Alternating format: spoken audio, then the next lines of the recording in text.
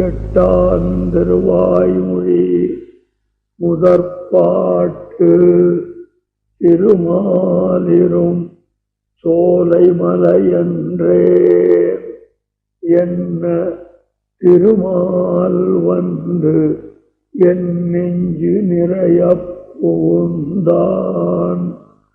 உருமாமணி உந்து புனல் பொன்னித்தென்பால் திருமால் சென்று சேர்விடம் தென் திருப்பேரே என்று திருப்பேரையில் நாயனாரிடத்திலே ஆழ்வார் மிகுந்த ஈடுபாட்டுடன் பேசுகிறார். திருமாலிரும் சோலை மலை என்றேன். அதாவது அநாதி காலமாக முன்பு நெடுங்காலமாக ஈஸ்வரனுக்கு தன் பக்கலிலே நன்மை என்று பெயரிட்டு அழைக்கலாம்படியான ஒரு தீமையும் இல்லாதிருக்க அப்போது அவ்வெம்பெருமானுக்கு நன்மை என்று பேரிட்டு கொள்வதற்கு அடியானது என்ன என்பதை சொல்லுகிறார். அதாவது நன்மை என்று பேரிட்டு கொள்ளுகைக்கு என்று சொல்லுவானேன். திருமாலிருஞ்சோலை என்று சிறப்பிக்கையாலே புத்தி அறிவின் முன்னாக வந்த சொல்லல்லவா இது என்ற கேள்வி வர ஒவ்வொரு இடங்களிலே மலைகளை பற்றி சொல்லா நின்றால் ஒவ்வொரு அடைமொழிகளை இட்டு சொல்லா நிற்பது உலக வழக்கமாகையாலே நானும் திருமாலிருஞ்சோலை மலை என்று கூறினேன். அந்த எம்பெருமான் அதிலே திருமால் என்ற சொல் வந்திருக்கிறபடியாலே இவன் என்னை சொன்னான் என்று அவனாகவே கற்பித்து கொண்டானே தவிர நான் மனத்தளவிலே திருமாலை நினைக்கவும் இல்லை, சொல்லவும் இல்லை. இப்படி அல்ப வியாஜத்தை ஏறிட்டு கொண்ட எம்பெருமான் என்ன, அதாவது இந்த திருமாலிருஞ்சோலை என்று சொல்லும் பொழுது மனத்தின் துணையுடன் சொன்னேனா என்றால் வெறும் வார்த்தை மட்டும்தான் என் பக்கலில் உள்ளதே தவிர நெஞ்சாரச் சொன்னேனல்லே என்பது பொருள். அப்படி மனத்தொடுபடாமல் வார்த்தை சொன்ன அளவிலேயே அவன் வந்து உள்ளே நுழையக்கூடுமா என்றால் இந்த ஆத்மா சேஷபூதனாய் எம்பெருமானுக்கு அடிமைப்பட்டவனாக இருப்பது இவனுடைய தன் உருவமானபடியாலே அப்படி இருந்தானாயில் உபாயமாகின்ற தன்மை எம்பெருமான் பக்கலிலே இருந்ததாயில் இவனும் சேஷங்கிறத நினைச்சின்றிருக்கான். அவனும் சேஷி என்பதை நினைத்து கொண்டிருந்தானாகில் இந்த ஆத்மா பேரு பெறுவது நம்மால் நம் கையிலே இல்லை, அவனுடைய திருவுள்ளத்தாலேதான் பேரு. ஆக சேஷபூதனானவனுக்கு அறிவுடையவனானவனுக்கு அந்த அறிவுடையவன் என்று அச்சேதனத்தை காட்டிலும் வேறுபாடு தெரிய வேண்டும் அல்லவா? அந்த வேறுபாடு உடையவன் வார்த்தை மட்டுமே திருமால் என்ற வார்த்தை மட்டுமே சொன்னால் அதற்கு மேலே வேறு நன்மை ஒன்றும் அறிகிறான். என்ன அர்த்தம்னு கேட்டா, திருமால் ஆழ்வார் சொல்லுட்டார். அவருக்கு அதனுடைய அர்த்தமெல்லாம் தெரியாது. ஆனால் திருமாலுக்கு அறிவு உண்டு. இவன் தன்னைத்தான் சொன்னான் என்று அவன் வம்படி பண்ணி வந்து என் நெஞ்சினுள் புகுந்து விட்டான். நான் ஒன்ன சொல்லலேன்னா திருமால் ஏன் சொன்னேன்? ஆகையாலே உம்முடைய ஆன்மா எனக்கே உரியது என்று வழக்காடி உள் நுழைந்தான் என்பதுதான் இதனுடைய சாரதமமான பொருள். காரணம் என்னன்னு கேட்டா, அந்த எம்பெருமான் குணங்களாலே உயர்ந்தவனாகையாலே இந்த சேதனனிடத்திலே என்ன இருக்கிறதோ அதை பிரமாதமாக்குகிற தன்மையுடையவன்.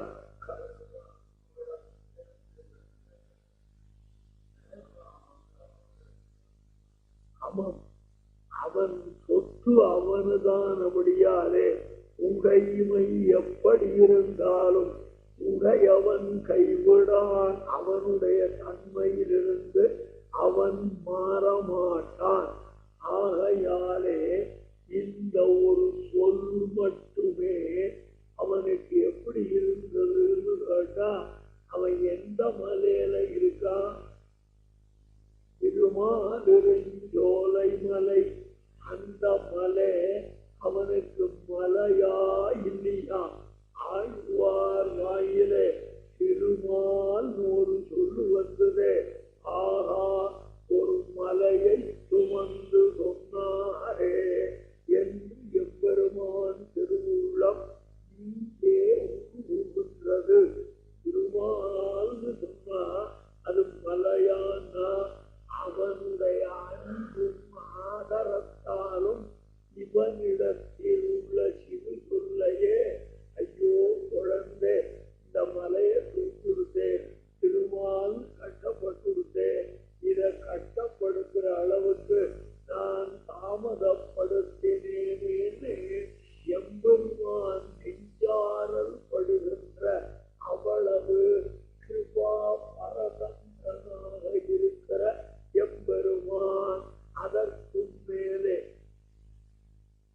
மனதார நெஞ்சின் உதவி இல்லாமல் சொன்ன ஒரு சொல்லை மட்டும் அவன் மலையை விவரிக்கிறார்.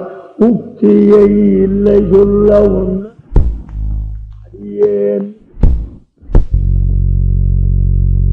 ஒரு வார்த்தை சொல்றது என்ன பெரிய கஷ்டம்? ஒண்ணுமே இல்லை, சும்மா சாதாரணமா சொன்னோம்.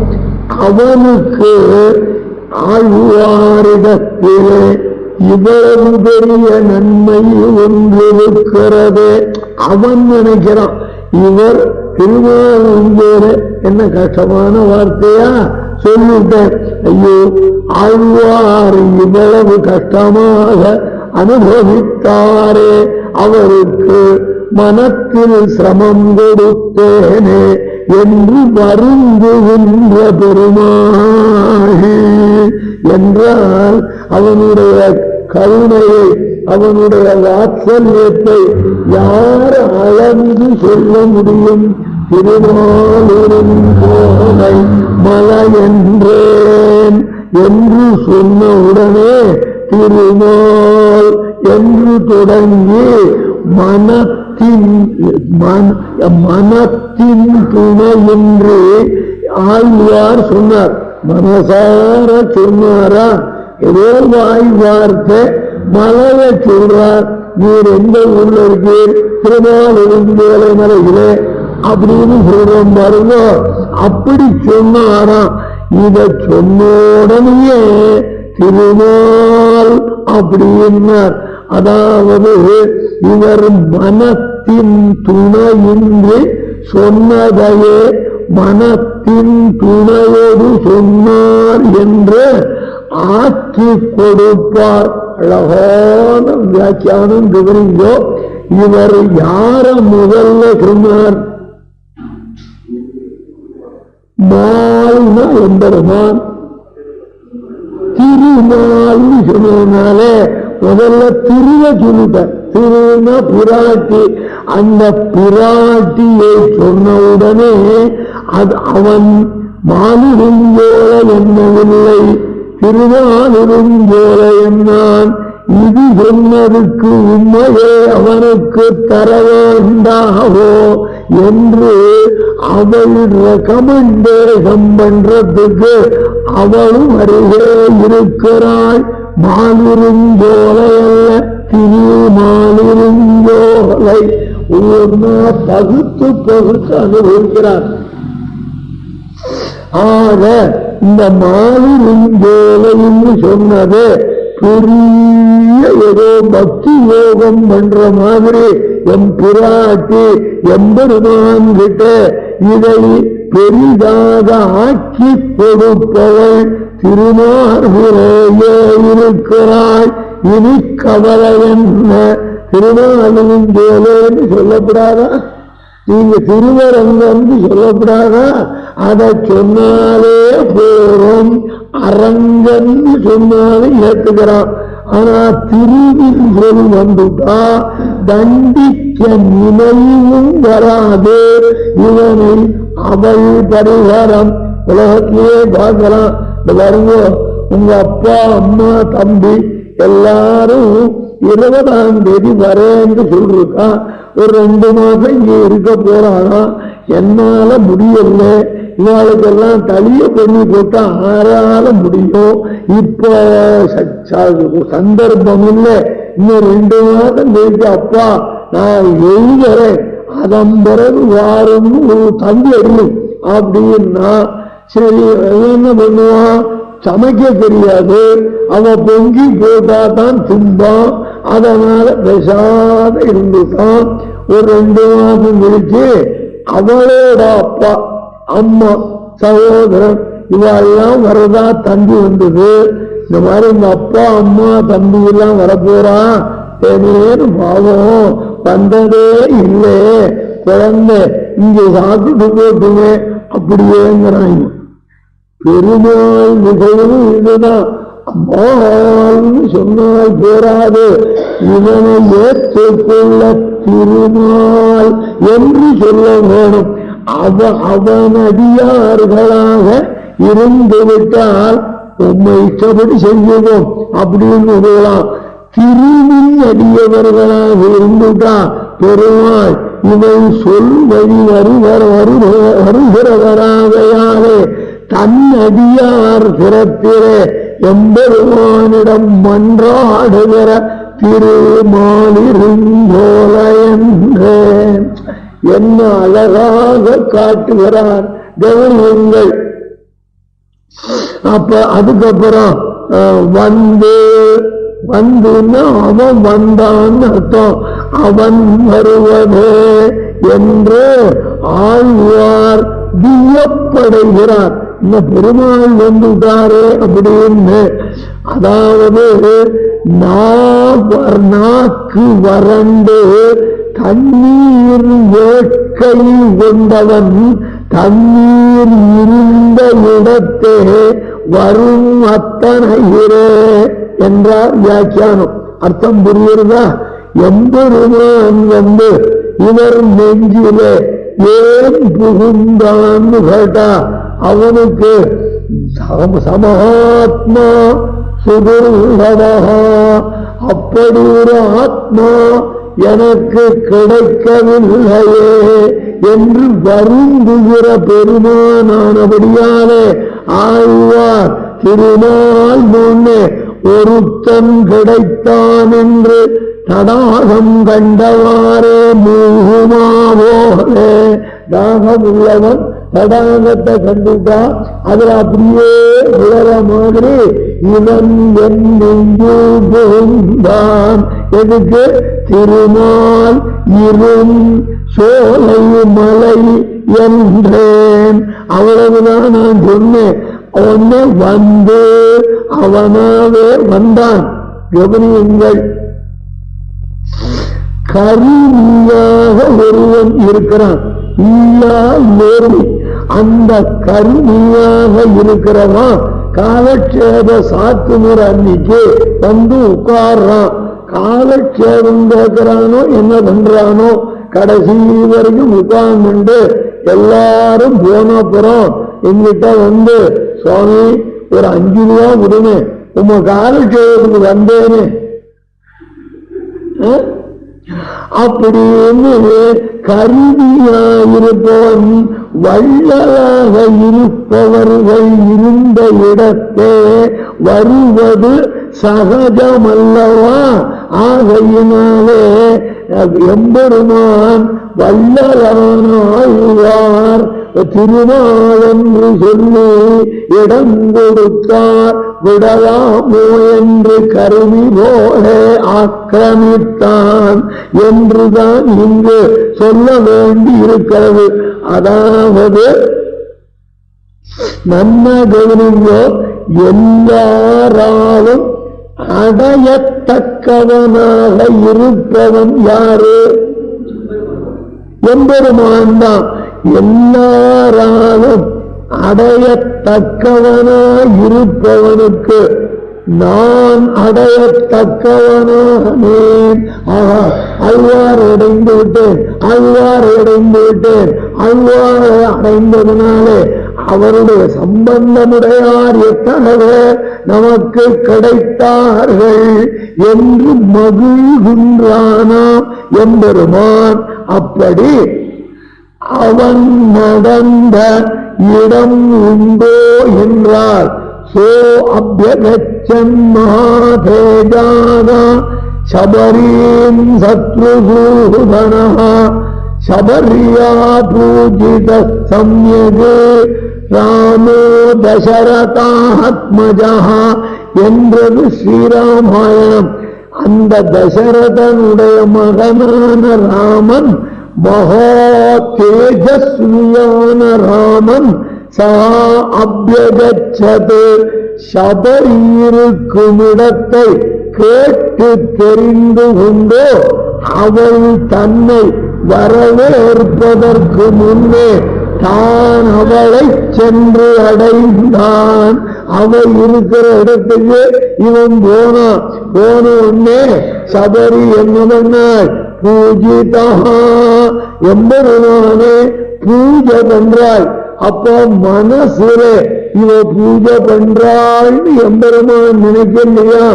இவள் நம்மையே நினைத்திருந்தாரேன்னு மனசால் அவளுக்கு பூஜை பண்ணினான். என்ன காருணிகன்!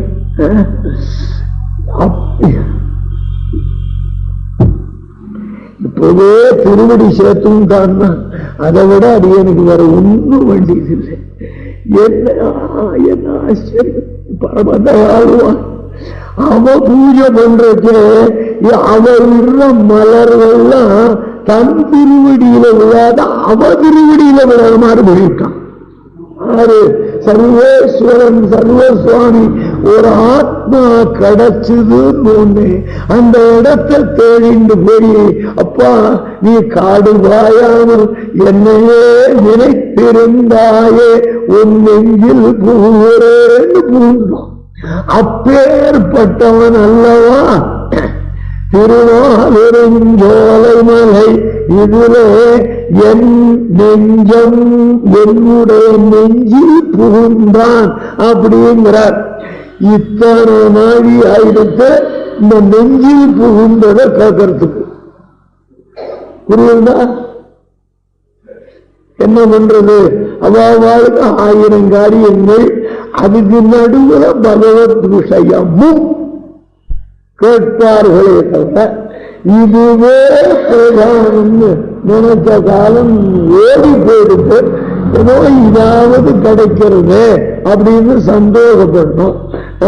காத்தாலேனா உனக்கு காசு வருதுன்னு எழுந்திருக்குது, இந்த பணியிலே எழுந்திருக்கிறது. எப்படியோ அதை சொல்றதே வந்துட்டார்.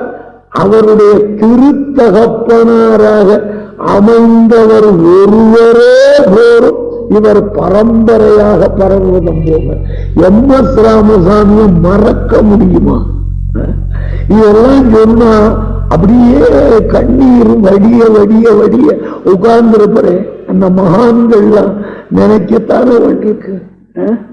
நினைக்காத எப்படி இருக்க முடியும்? அடியேன் செய்த பாக்கியம் இந்த மகான்களோடையே பழகும்படியாக எம்பெருமானுக்கு அனுகிரகம் பண்ணி வச்சிருக்கான் பாருங்க.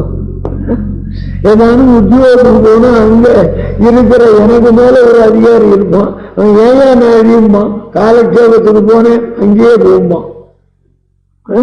அவ்வளவு கஷ்டத்துல என்னெல்லாம் ஆப்பட விடாது அவன் திருநாமத்தை சொல்லிட்டு அவன் அடியார்கள் சேர்த்தியோட இருக்கும்படி ஒரு அனுகிரகத்தை பண்ணியிருக்கான்னா இதோட எம்பெருமான் என்ன பண்ணுவான்? இதுதான் பெருசு. இப்படிப்பட்ட அடியார்களோட சேர்ந்து பகவதனுபவம் பண்றது இருக்கு, அது பெருசு. ஆக என்னெஞ்சம் திருமாலிருஞ்சோலை மலை என்ற வார்த்தையோடு கூடிய என் நெஞ்சிலே உண்மையா எம்பெருமான பற்றிய எண்ணமே கிடையாது. திருமாலிருஞ்சோலை மலைங்கிற வார்த்தை நெஞ்சிலேருந்து வந்தது, அவ்வளவுதான். அந்த நெஞ்சிலேயே வந்து உட்கார்ந்துட்டான் ஆறு எம்பெருமான். என்ன திருமால் வந்து என் நெஞ்சு நெஞ்சில ஏதோ ஒரு இடத்துல உட்கார்ந்து பாக்கி இடத்தை விட்டு வச்சானா நெஞ்சு நிறைய புகுந்தான். இந்த வார்த்தைகள் விழுகிற அழகு பாருங்கள். என் நெஞ்சு நிறைய புகுந்தான். நிறைய நிறையன்னு சொன்னதற்கு என்ன கருத்துன்னா ஆழ்வாருடைய நெஞ்சிலே வேறு விஷயங்களுக்கு இடமே இல்லாதபடி தானே ஆத்துப்பை பண்ணிட்டான். நிறைய புகுந்தான். இதுல வேற ஒருத்தருக்கும் எதுக்குமே இடம் கிடையாது. அவ்வாறு உண்மை நெஞ்சி எனக்கே இடம் அப்படின்னு நிறைய புகுந்தான். இந்த அத்திரி பகவான் ஒருத்தன், அவனுடைய ஆசிரமத்திலே பெருமாள், இளைய பெருமாள், பிராட்டி 3 பேர் நுழைஞ்சாள். அவர்கிட்ட தன்னை இன்ட்ரோடியூஸ் பண்ணிக்கிற போது நான் இராமன், இவள் மைதிலி, அவன் லட்சுமணன் என்று வணக்கத்தோடு வினயத்தோடு அடக்கத்தோடு எழுந்து வணங்கி நின்றார் போல எம்பெருமான் திருமாலிருஞ்சோலை மலை என்றேன். உடனே என் நெஞ்சி நிறைய புகுந்து அடியேன் மாலிருஞ்சோலை அழகன் தேவரீரடிமை என்ன செய்ய வேணும் என்ன செய்ய வேணும் என்று நெஞ்சிலிருந்து கேட்கிறான். நிறையும்படி புகுந்தான். உள்ள நுழைஞ்சுட்டான். அவனுக்கு என்ன பண்ணணும்? அடியன் உள்ளே இருக்கேன், ஆணையிட்டா எதுவனா செய்யறேன்னு இந்த சேதனந்தான் உண்மையிலே அடிமை. எம்பெருமான் எஜமானன். ஆனா இந்த நாயகன் எப்படியெல்லாம் விரும்புகிறானோ அதை மறுக்காத தன் உடம்பை கொடுப்பவள் தானே பத்தினி. அதுபோல எம்பெருமான் வந்து இவங்கிட்ட நான் அடிமையா உனக்கு இருப்பேன்னு சொன்னா அதை மறுக்க கூடாது. அவன் திருவுள்ளம் வாடும் கைங்கரியம் உத்தேசம்னா அவன் சொன்னபடி கேட்கறதானே கைங்கரியம். அடியேன் அப்படின்னு இருக்கணும். இந்த திருப்பானாழ்வார் லோகசாரங்க மகாமுனிகள் ஒரு பெரிய பிராமணோத்தமர் அர்ச்சகர், அவரை பெருமாள் கூட்டார். போய் திருப்பானாழ்வார தோல்ல தூக்கிட்டு வரமுட்ட. அவர் பஞ்சமர் ஜாதியில பஞ்சமர், இவர் பிராமணர். பெருமாள் சொல்லிட்டாரா நியமனம் தலையில வாங்கிட்டு போனார். ஓய் பாணரே, பெருமாள் உண்மை அழைக்கிறார் அப்படின்னு அவர் சொன்னார். தேவர் முன்னாடி எல்லாம் அடிய கொஞ்சம் பின்னாடி வரேன்னார். ஏன்னா தீட்டு போட்டோம், நான் பஞ்சமன் அப்படின்னு அப்படி எல்லாம் வரக்கூடாது, என் தோல் மேல ஏறி சொன்னார். இவர் முனிவாகனர்னு பேரு. முனிவாகனர் இந்த முனி பிராமணன் என் தோல்ல ஏறுனார். இவர் என்ன சொல்றதனும், நீர் பிராமணோத்தமர், நான் பஞ்சமன், உம்ம தோல்ல ஏறலாமான்னு மறுத்திருந்தா எம்பெருமான் ருச்சியை கெடுத்தவராக இருப்பார். அவர் என்ன ஆணையிடுகிறாரோ அதுக்கு கட்டுப்பட வேண்டியது ஜீவஸ்வரூபமாகையாலே டக்குனு ஏறிட்டார். புரியுதோ? அங்க அவன் திருவுள்ளம் தான் முக்கியம். அவன் ஓய் தரவு வெட்டின்னு வாருன்னு சொல்லலாம், அதையும் வரிசையணும். ஓய் நீர் என் நொடியில காலை வச்சுன்னு படுத்துக்கோ அப்படின்னு சொன்னான். போச்சுடா சொருபம் எடுத்து அவன் சொன்ன நான் அப்படியே செய்யணும். புரியுறதா? உன் காலை எனக்கு பிடிக்கிறதுன்னு அவன் சொல்லிட்டான்னா அதுக்கு மறுக்க கூடாது. அதுக்குத்தான் அத்தியந்த பாரதந்திரியம்னு பேர். இந்த சேஷத்துவத்தை விட சிறந்தது அத்தியந்த பாரதந்திரியம். சேஷத்துவம்னு அடிமை. இளைய பெருமாள் செய்தது என்ன? சேஷத்துவம். பரதாழ்வானுக்கு அந்த உரிமை இருக்கல்லவா, நீ நான் வர வரைக்கும் நாட்டை என்னுடைய ரெப்ரசன்டேட்டிவா இருந்து பாதுகாத்து கொண்டிருந்து சொன்னோன்னே நாயனானை எஜமானும் ஆணையில் பெருமாளை பிரிவு வருத்த நோய் உள்ளே இருந்தாலும் அதை வெளிக்காட்டிக் கொள்ளாமல் அவன் சொன்னபடி நடத்தல் ஜீவஸ்வரூபம் போய் ராஜ்யத்தை நல்லபடி பாதுகாத்தானே அது அத்தியந்த பார்த்தம். ஆகையினாலே அவன் என்ன சொல்றானோ வழக்கு பிச்சனை பார்த்து சொல்லி வச்சிருக்கான், நான் வெளியில போனா என்ன விரட்டும்னு. அவன் தைரியமா விரட்டினான். ஏன்னா பெருமாளை விரட்டுறமேன்னு நினைக்கல. பெருமாள் இவன் பெருமாள் ஆஹா அவர் நாம விரட்டலாமான்னு எல்லாம் நினைக்காத, சொன்ன உடனே செய்வானே இவனோ பரதந்திரன் என்று எம்பெருமான் மகிழ்ந்தான் என்றால் அந்த அத்தியந்த பாரதந்திரியம்தான் தேவையானபடியினாலே என் நெஞ்சம் பூந்தான். அதாவது திருமாலிருஞ்சோலை மலை என்ற வார்த்தையோடு கூடிய என் நெஞ்சிலே. இந்த வார்த்தை தான் வாயில வந்தது, நெஞ்சில இல்லை. அவன் நெஞ்சிலேயே பூந்துட்டான். நெஞ்சு நினைக்கல, ஆனாலும் அதுல பூந்துதான். வாய் என்பது நெஞ்சுக்கு செய்தி சொல்வதல்லவா.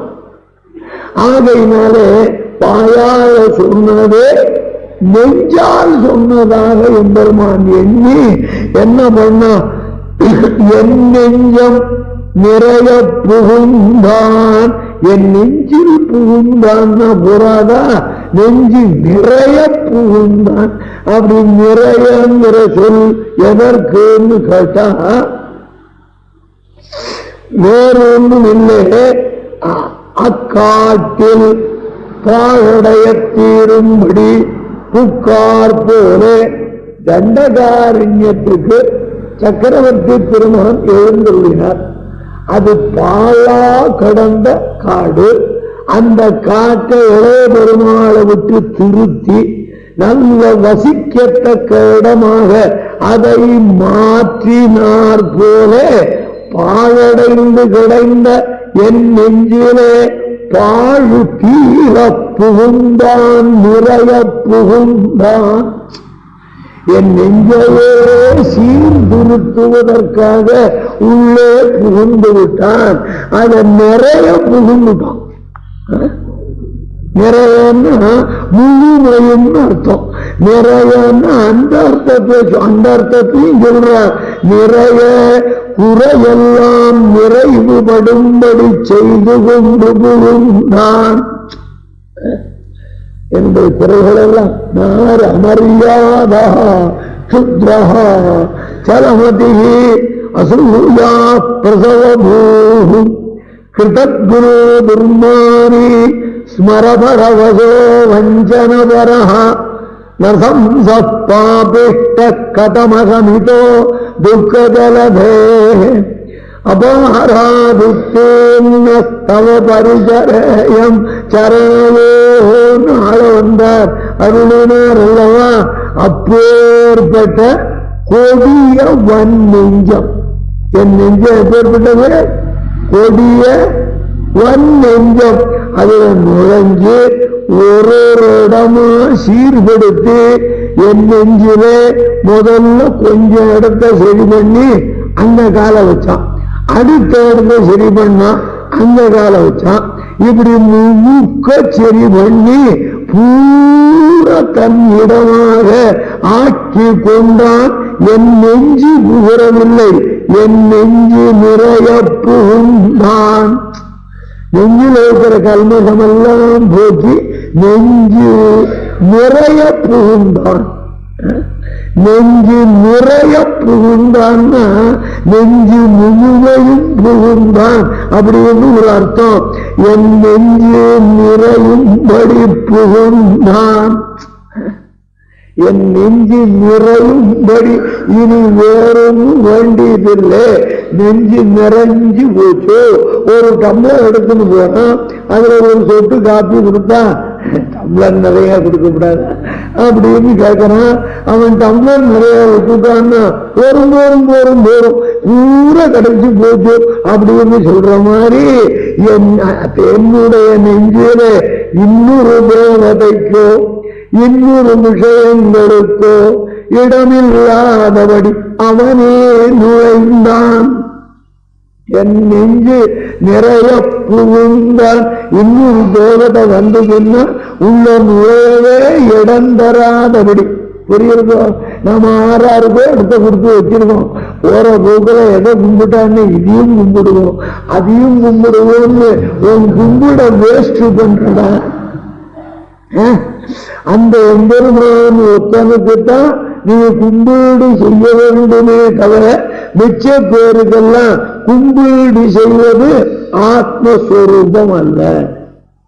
ஏன்னா சொத்து 6 கூட ஏதோ நான் பெண்ணாக இருக்கிற காரணத்தாலே இவருக்கு ஆத்துக்காரியா வாக்கப்பட்டேன், அதனால இன்னொருத்தரோட ஸ்நேகம் வச்சுக்கப்படாது அப்படின்னு சொல்லலாமா? ஒரு பதிவிரதை கேட்கலாமா? எம்பெருமானுக்கே ஆகிவிட்ட பிறகு இன்னொருவனுக்கு நீ எப்படி இடம் கொடுக்கலாம்? அது பாதிமத்திய பந்தம் அல்லவா? கற்புக்கு கேடல்லவா? ஆக சிவன் நாராயணனை நெஞ்சிலே கொண்டு விட்டால் போற போக்கில் அந்த தேவதையும் பார்த்துட்டு போலாமே. இது குலதேவதை. குலதேவதைன்னு ஒண்ணு கிடையாது, குலதேவதை தான் உண்டு. ஒரு குலதேவதை பரமாத்மா உத்தந்தானே தவிர இது குலதெய்வம், இது ஊர் தெய்வம், இது ஊர் காவல் தெய்வம். தெய்வத்தை பிரிச்சு பிரிச்சு வச்சுக்காங்க. தெய்வம்ங்கிற சொல்லுக்குரியவன் சிவப்பதி தாண்டா, வேற யாரும் கிடையாது. ஆகையினால என் நெஞ்சு நிறைய புகுந்தான்னு 2 அர்த்தம் இங்க. என் நெஞ்சு நிறையும்படி புகுந்தான், வேறொருத்தருக்கு இடமில்லாத அவனே புகுந்தான்கிற அர்த்தமும் சொல்லலாம். என் நெஞ்சில் நிறைந்த பிறகு தன்னை நிறைந்தவனாக எண்ணினான். ஆழ்வாருடைய நெஞ்சு கிடைச்சுடுத்துன்னு பெருமாளுக்கு நிறைவு கொடுத்தான். என்ன ஒரு ஆத்மா கிடைக்காதான்னு ஏங்கின்னு இருக்கிறவனுக்கு கிடைச்சோன்னு நிறைந்தான். எம்பெருமான் மனம் நிறைந்து நிறைந்து நுழைந்தான். பதவிட்டுருக்கிறார் இல்லையா? புகுந்தான். நுழைதல் என்பது ஒரு காரியத்துக்காக ஒரு இடத்துக்கு போய் காரியம் திரும்பி வர்றதுக்கு நுழைதல்னு பேரு. புகுதல், புகுதல்னா புகுந்த இடத்தை விட்டு வெளியிலேயே வர முடியாத இருப்பதற்கு தான் புகுதல்னு பேரு.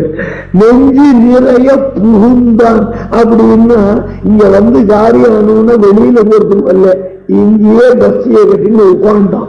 என் நெஞ்சு நிறைய புகுந்தான். இதுல என்ன ஆச்சுன்னா அவன்தான் தெரியறானே தவிர அந்த நெஞ்சு தெரியல, அதுவே தெரியாது. புகுந்தான், முழுமையும் தானே வியாபித்து விட்டான். என் நெஞ்சு நிறைய புகுந்தான். எப்படி? என் ஊரை சொன்னாய், என் பேரை சொன்னாய் இல்லையா? சுவாமி தேவர் இங்கே வீடு வாங்கியிருக்காங்க. எந்த ஊர்ல வாங்கியிருக்கு? ஸ்ரீரங்கத்துல. அப்படிங்கிறான். அப்படியா? பெருமாள் கோவிலுக்கு பக்கத்திலேயே தூரத்திலேயா? 1 மைல் தூரம். எனக்கும் சௌகரியம், தினம் போக வேண்டியதில்லை. இவன் இதுக்காக திருவரங்கத்திலன்னா பெருமாள்னு சொன்னான். அவனுமே எம்பெருமான் உன்னை அறியாததாவது என் ஊரின் பேர் சொன்னாய், என் பேர் சொன்னாய் என்று என்ன பண்ணுவான்? மடிவாங்கிடுவாரை போல. வியாக்கியானங்கள்லாம் கேட்டு புரிஞ்சுக்கணும். அதென்ன மடிவாங்கிடுவாரை போலன்னா, ஒரு பிராமணன் காவேரில ஸ்நானம் பண்ணிவிட்டு அவன் சந்தியாவந்தனம் பண்ற பழக்கம் உள்ளவன், அதையும் பண்ணிவிட்டு வீட்டுக்கு போவான்னு பெருமாளுக்கு திருமஞ்சனத்துக்கு தீர்த்தம் எடுத்துட்டு வந்துட்டு இருக்கான். வர வழியில ஒரு மாந்தோப்பு. அந்த மாந்தோப்புக்காரன் ஐயரேன்னா, என்னப்பா எங்க போறீ? வீட்டுக்கு பூஜை பண்ண போறேன். அப்படியா? இரும், நானும் வரேன், துணையா போலாம்னு அவன் ஒரு பெரிய மல்கோவா மாம்பழம் அதை பறிச்சான். ஐயரே மேல் துண்டை காட்டுங்க. இவன் அத்தனை பெரிய பழக்கம் வாங்கிறதுக்கு பாப்பான்ட்ட காசு ஏது, அதனால என்ன பண்ணா அப்படின்னா போட்டுட்டான். வீட்டுக்கு போறேன்னா, இரும் கொஞ்சம் நான் போலீஸ் ஸ்டேஷன் வரைக்கும் போறேன், என் கூட வந்துட்டு போனேன் அப்படின்னா. சரிப்பா வரேன்னா. அங்க போனோன்னு, ஐயா இவர் காவேரில குளிச்சுட்டு வரைச்சேன், நான் அந்தாண்ட பார்த்துட்டு வச்சேன், தோட்டத்தை பூந்து பழத்தை தேடிட்டான், மடியிலேயே கட்டின்னு இருக்கார் அப்படின்னு தானாக்காரன்ட்ட புகார் கொடுக்கிற மாதிரி நாம எம்பெருமான சொல்லாமையே இருந்தாலும் எதுவோ ஒண்ணுல எங்கடா போறேன், ஸ்ரீரங்கம் போறேன், எதுக்கடா அப்பம் வாங்கிறதுக்கு போறேன், அதுக்காக போறானே தவிர பெருமாளை செய்து வரல. அப்படி இவன் போனா, நீ என் பேர் சொன்னாய், என் ஊர் சொன்னாய் என்று வழக்கடி வெள்ளி நம்மை பரமபதத்திற்கு அழைத்து செல்லுகிற எம்பெருமானுக்கு ஆழ்வார் மக்களே ஒரு பிடிப்பு கிடைத்தது. அது எதுன்னா, என் வாயிலே திருமாலிருஞ்சோலை என்று ஒரு சொல் தற்செயலாக வந்தது. பெருமாளை சொல்லணும்னு நான் சொல்லல, தற்செயல யாதிருச்சிகமாக நான் சொன்னேன். அதை சொன்ன உடனே மற்ற மலைகளை காட்டிலும் திருமாலிருஞ்சோலை மலைக்கு ஒரு தனிச்சிறப்பு உண்டு என்று கொண்டு புத்திபூர்வமாக அறிந்தே சொன்னேன். நல்லேன். அதை சொன்னா பகவான் அனுகிரகம் பண்ணுவான் அப்படின்லாம் எனக்கு தெரியாது. ஏதோ ஒரு காரியம், அந்த காரியத்துக்காக திருமாலிருஞ்சோலைமலையன்னேன் அப்படி. அதாவது இந்த தமிழ்நாட்டில் எத்தனை மலை இருக்குன்னு தந்தாட்டான். நான் வரிசையா சொல்லிட்டே வந்தேன். திருமலை, அதற்கு பிறகு வரிசையா மேற்கேந்து கிழக்க வந்துட்டே இருந்தேன். என்னென்ன மலை இருக்கோ அந்த பேர்கள் எல்லாம் சொல்லிட்டு வர போக்கல திருமாலிருஞ்சோல மலைங்கிறதையும் சொன்னேன். அவ்வளவுதானே தவிர எம்பெருமானு சொல்லணுங்கிற எண்ணத்தாலும் நான் சொல்லல. ஆனா அவன் என்ன பண்ணா, இந்த மாத்திரத்திலே பிராட்டியையும் இழுத்து கொண்டு நெஞ்சிலே நுழைந்து விட்டான். என்ன கிருபை, என்ன கார்மிகத்துவம் எல்லாம் சொல்லிட்டு உயிரோட அப்புறம் இருக்கப்படாது.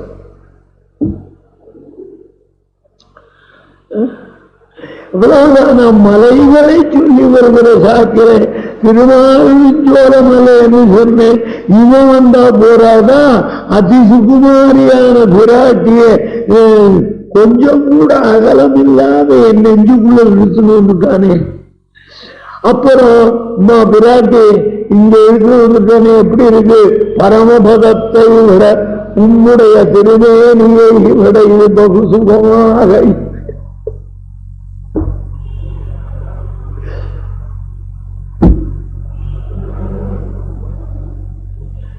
திருமால் வந்து என் நெஞ்சு நிறைய புகுந்தான்.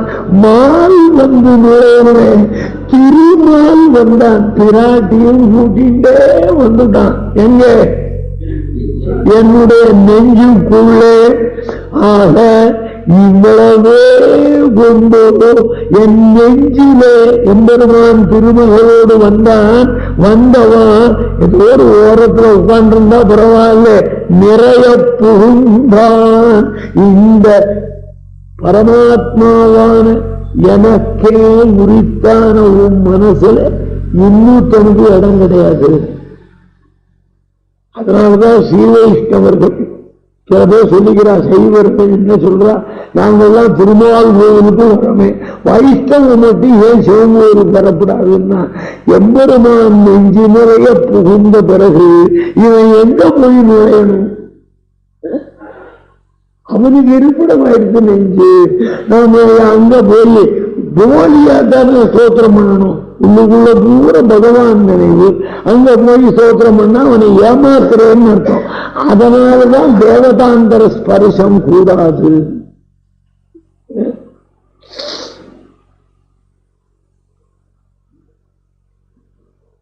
இதற்கு இதே தேவதைகள் ஆபத்து வந்தவாறு அடுப்புக்கள் போல பயன்படார்.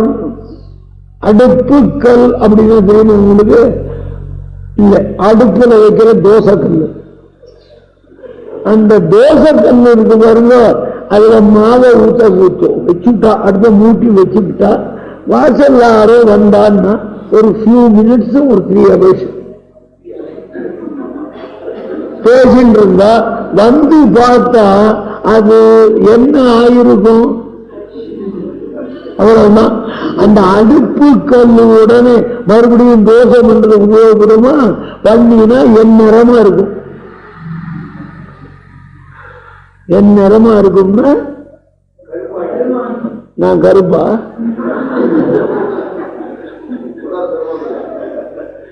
அது நல்ல, அதாவது ஒரு புது சூழ, இந்த தோசைக்கு கறிச்சூழ வாயில போட்டாலே அந்த சுவைதான் வரும். ஆகையாலே அடுப்பு கல்லோ பாவீரே, இந்த தேவதைகள்லாம் அவ்வளவு கண்டா. சர்வேஸ்வரன் ஒத்தந்தாண்டா பரமாத்மா. இதெல்லாம் ஜீவாத்மாக்களை சேர்ந்ததுதான். ஆகையினாலே தேவதாந்தர ஸ்பர்சம் அக்னி ஸ்பர்சம் போல வேறு தேவதைகளை நீங்க தீன்றது நெருப்பை தொட்டு சாப்பிடுற மாதிரி.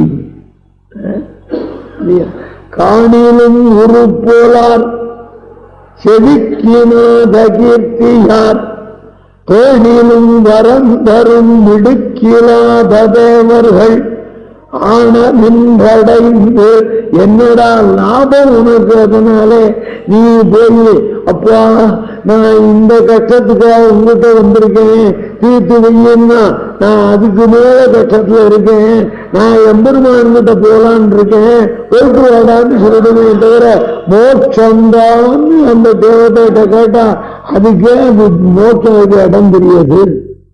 அது எங்க கொடுக்கும்? மோட்சப்பிரதா முகுந்தா அப்படின்னு சாஸ்திரம். பரமாத்மாவுத்தான். இதர தேவதைகளை தொழுதல்னா எம்பெருமான் என்ன பண்ணுவான்? குழந்தை அவன் மூலமா வரணும்னு ஆசைப்படுறான், வந்துட்டு போடுன்னு அவன் விட்டுட்டு போடுவான். அப்புறம் நீ எங்க போறது நோக்கத்துக்கு? ஆகையினாலே தேவதாந்தர ஸ்பர்சம் அக்னிஸ்பர்சம் போல நெருப்ப தோற மாதிரிடா. நெருப்ப கண்டா கிட்டக்க போய் கொஞ்சம் கட்டிண்டு பார்க்கலாம் அப்படின்னு வரான்னு நினைப்பேல. அடுத்ததா வந்தா உட்காரு, உனக்கு அடியே அக்னியினால ஸ்நானம் பண்ணி வைக்கிறேன் அப்படின்னு பண்ணுவானே தவிர தானும் அக்னியை கட்டிக்க முடியுமா? தேவதாந்தர ஸ்பர்சம் நெருப்பை கட்டி கொள்ளுவது போல நமக்கு விபரீதத்தை தான் கொடுக்கும். பகவத் ஸ்பர்சம் நீலமேகத்தை அணைந்தார் போல ஓருருவம் பொன்னுருவம் ஒன்று சென்றி ஒன்று மா கடலுருவம் ஒத்து நின்றா மூருவும் கண்டபோது ஒன்றாம் சோதி முகில் உருவம் எம்மடிகள் உருவந்தானே என்று நெடுந்தாண்டகத்திலே பரகாலம் அனுபவித்தாரே. அப்பேற்பட்ட அந்த எம்பெருமான் திருமாலிருஞ்சோலை என்று இதை சொன்னேன். அவ்வளவுதான். இவ்வளவே கொண்டு அவன் பிராட்டியாரை மழைத்து கொண்டு என் நெஞ்சி நிறைய புகுந்தான். ஸ்ரீ விபீஷணாழ்வானிடத்திலே எம்பெருமான் என்ன சொன்னா? மித்ர பாவமே அமையும். மித்ரன்னா ஃப்ரெண்டு, நண்பன். மித்ரனாய் வந்தாலே போரும்னு சொன்னா பெருமாளுக்கு பெருமை இல்லை. இவன் விரோத பாவத்தை வைத்துக் கொண்டு நண்பனின் நண்பன் என்ற தோற்றத்தில் வந்தாலும் என்னிடம் வந்தானே. ராவணனுக்கு நல்லது செய்யறதுக்காக நல்லவன் போல வேகம் போட்டுண்டு இவன் சரணாகதனா வந்தாலும் கூட இவன் நல்லவன் தானே.